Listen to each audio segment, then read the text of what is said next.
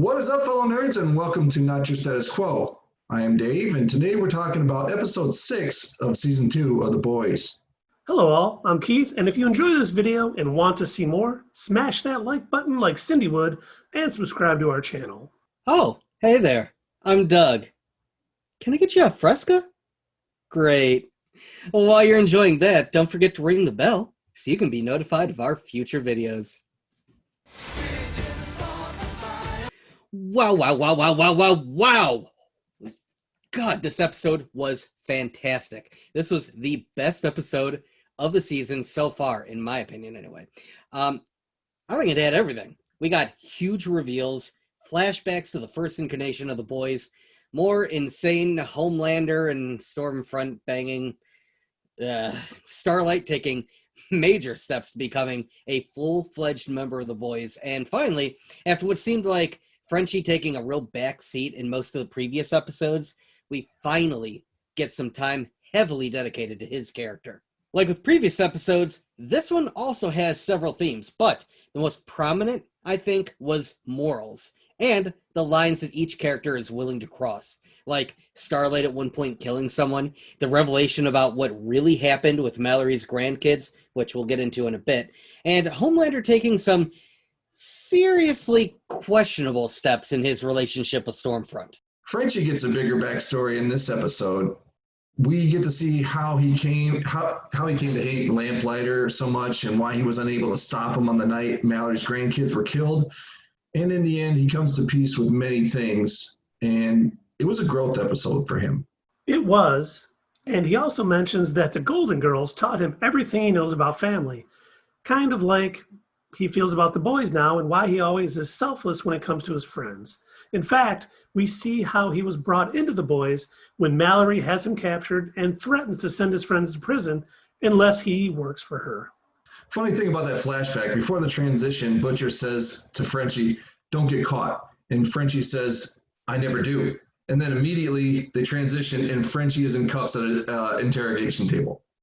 So Butcher loves the Spice Girls, and he's definitely able to give some philosophical advice using them as an example.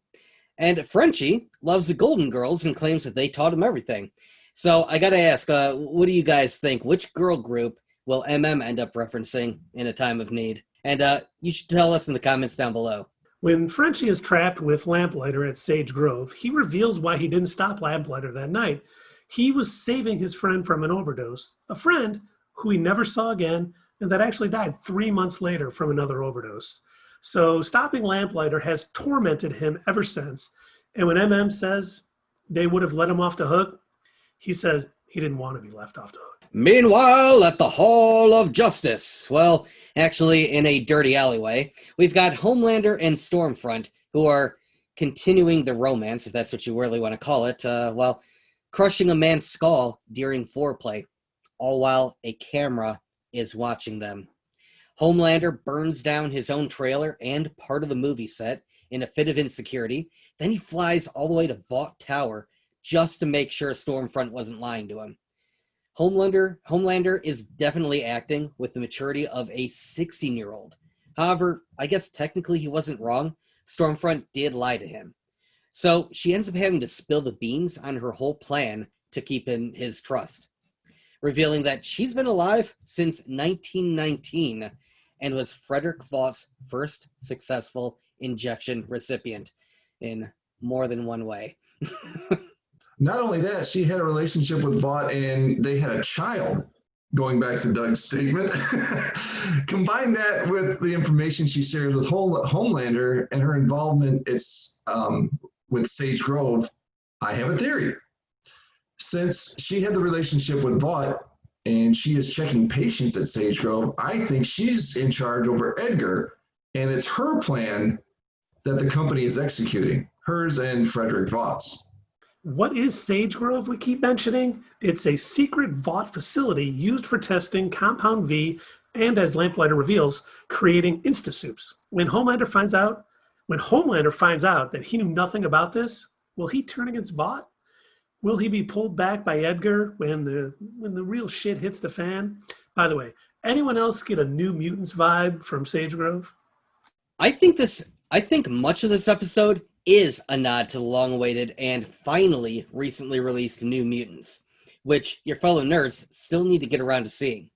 And speaking of the Sage Grove Center and a few more Easter eggs, I personally think that Cindy, the telepath who ends up escaping, is a pretty obvious reference to Eleven from Stranger Things, right down to the looks and the power set.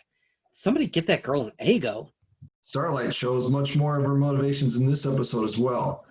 She gets her chip removed so that she can't be tracked, and she knows that after her confrontation with Stormfront last episode and her problems with Homelander, that her days are probably numbered.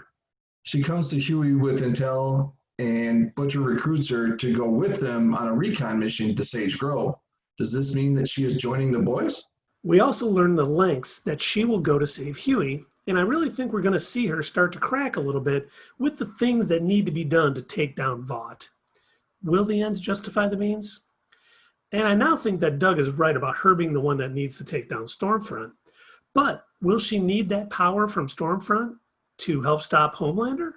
Butcher, meanwhile, has his own struggles. At one point, he has Starlight in his sights, and you can see the inner struggle between his need to kill all Supes and letting her live because she's helping.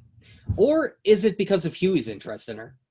Butcher climbs down from the top of the van, and he won't take assistance from Starlight, which kind of leads to a little spat with Hughie trying to keep the peace.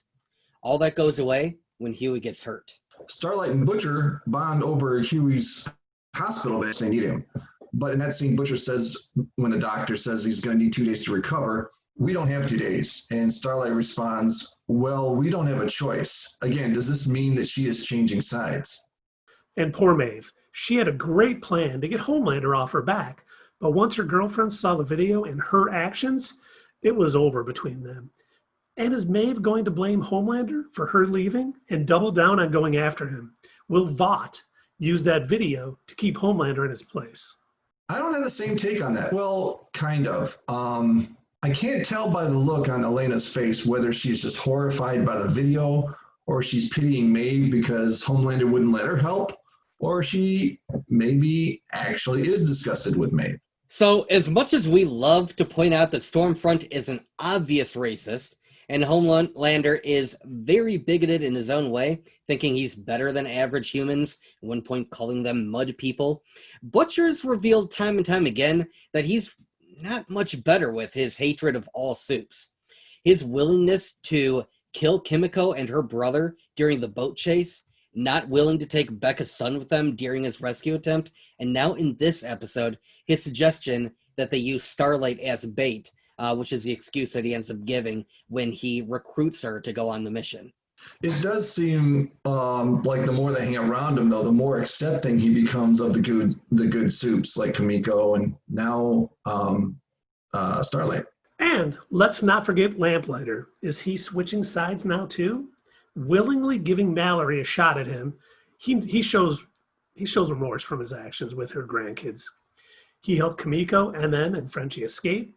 That, along with discovering his inner torment over what happened with Mallory, can he be redeemed? Does he want to be? So, speaking of not forgetting people, how about A-Train in the Deep? A-Train's headed south quickly, and Deep offers his help through the Church of the Collective. But first, he wants to clear the air between them. Is A-Train going to end up being converted? Can the Church get them back in the Seven? Put it in the comments down below what you guys think. To wrap it up for me, I think Sean Ashmore really did an excellent job, as did the entire cast, but his performance stood out to me. I had expectations on how he was going to play the role, but he completely blew me away. It was amazing. I'm beginning to see a lot of Seth Rogen in the dialogue, and it's not a bad thing. I've just noticed in a few scenes that, especially where Emma is talking to Butcher on the phone and Frenchie tells him to tell him about the soup penis. I don't know. It seems like something that you would see in a Seth Rogen movie. But overall, I give this a 9.5 out of 10. It was definitely probably the best episode of the series so far. It's not soup penis, it's love sausage. And with so much going on in this episode, so much weaving things together, I mean, they just do an amazing job writing and acting. And this episode was just absolutely beautifully crafted. Shades of gray for everyone. Lamplighter isn't an evil bastard that wants to kill kids. He was just after Mallory. Frenchie's backstory and his own guilt of that night and how Mallory's grandkids died was just absolutely perfection. Starlight doing what needed to be done to save Hughie, and Billy and her relationship, and Hughie kind of bringing them all together, but it wasn't rushed.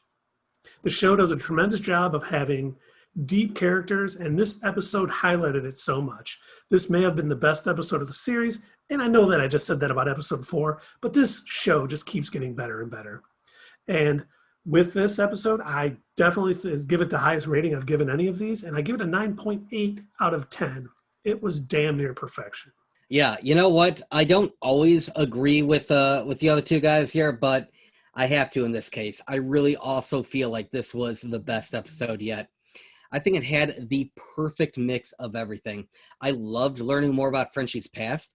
I thought it was really humanizing to see this man, who otherwise comes off as basically just a soup-killing psychopath, express how he carries the guilt of every terrible thing he's done. Learning the truth about Lamplighter was a major change from the comics, but honestly, a lot of things in the show have really deviated quite a bit from the comics, and I'm okay with that. I'm glad that he was only working for Stormfront out of what I assume was really fear for his own life. I'm kind of hoping that he's going to team up with the boys in order to take her out and the rest of Vought down. And speaking of that, what a revelation from Stormfront. We totally called it.